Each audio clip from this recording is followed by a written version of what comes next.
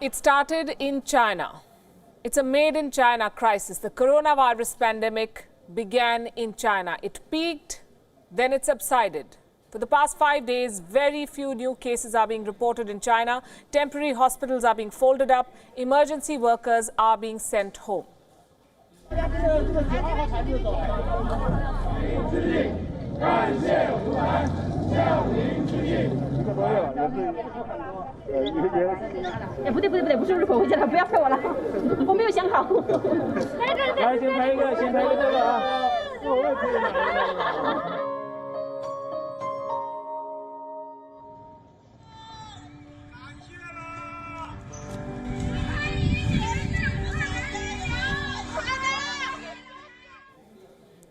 So China is recovering, but the rest of the world is struggling. There are more than 200,000 cases worldwide now. The figure has doubled in 2 weeks. More than 8,000 people have died. More than 82,000 people have recovered.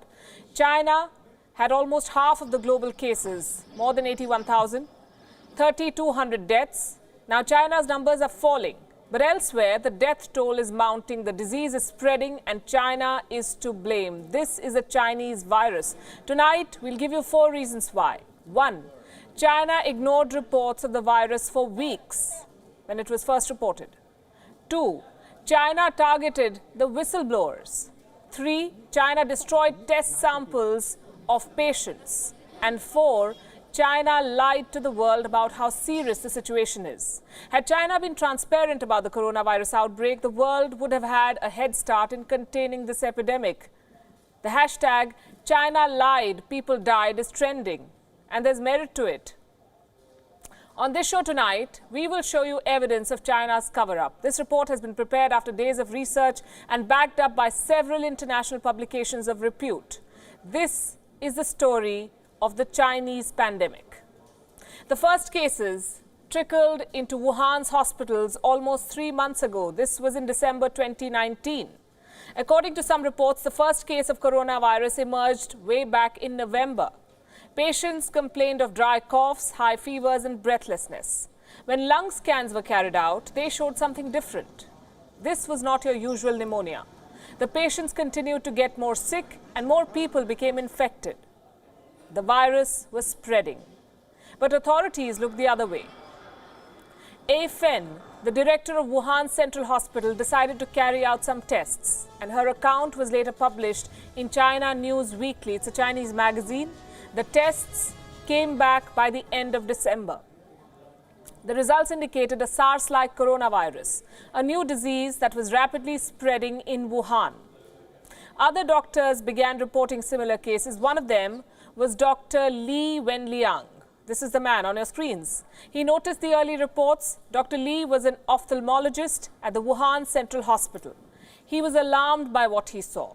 He was one of the first whistleblowers. He warned his colleagues about the outbreak over WeChat. WeChat is a social media platform much like WhatsApp that we use in India. Guess who read his messages on WeChat? China's internet police. The censors are everywhere in China. They read what you post. Dr. Li was summoned by the police in Wuhan. He was accused of spreading lies and rumors, targeted for speaking the truth. Dr. Li died last month. In February, he continued treating coronavirus patients as the government continued to target him. By now, it was well established that there was a disease outbreak in Wuhan. There were several patients and authorities had collected several samples. Researchers were carrying out tests and Beijing had been informed. They knew what was going on, and that is when the cover-up begins. On the 1st of January this year, an employee of a genomics company reportedly received a phone call from an official. This is a very important turn. This company was involved in the testing of the coronavirus samples. The Hubei Provincial Health Commission ordered them to stop the testing. Stop the testing. They were asked to destroy all existing samples. You heard that right. Destroy the samples, bury the proof of an outbreak. 2 days later, on the 3rd of January, China's National Health Commission ordered all institutions to not publish any information. Labs were ordered to transfer any samples that they had or destroy them. But this outbreak was too big to hide. 6 days later, China had to admit that it was dealing with the Wuhan coronavirus outbreak. So to sum it up, when the disease was detected, China refused to acknowledge it. When concerns were raised, China tried to silence voices. When proof was provided, China destroyed it. Beijing knew about the outbreak, but it suppressed the facts and let the virus spread. When countries around the world tried to impose travel restrictions or issue warnings, China lashed out at them. China said that they were spreading panic. When Chinese citizens faced scrutiny outside, China said that they were victims of racism. When the world demanded accountability, China said that the virus was an American import. For weeks, Chinese diplomats have been churning out propaganda. They're pushing conspiracy theories. They're trolling critics and blaming the US for this outbreak.